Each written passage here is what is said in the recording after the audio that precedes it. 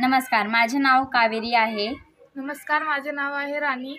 आम्ही दोघी इयत्ता 8वीत शिकत आहोत. आमच्या शाळेचे नाव श्री कुलस्वामिनी माध्यमिक आश्रमशाळा जळकोट आहे.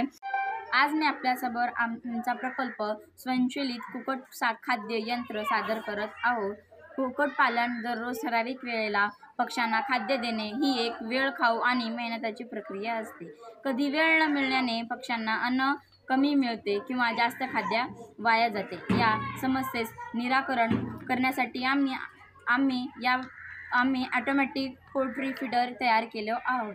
या यंत्रामध्ये एक सेन्सर, टायमर आणि मोटर सुरू होते आणि खाद्य आपोआप ट्रेमध्ये पडते.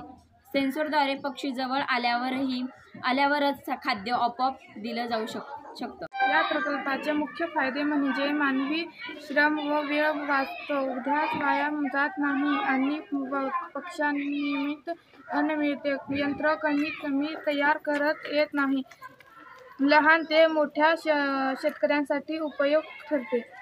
अशा प्रकारे ही यंत्र कुक्कुटपालन अधिक सोपे, कार्यक्षम आणि आर्थिकदृष्ट्या फायदेशीर बनते. धन्यवाद.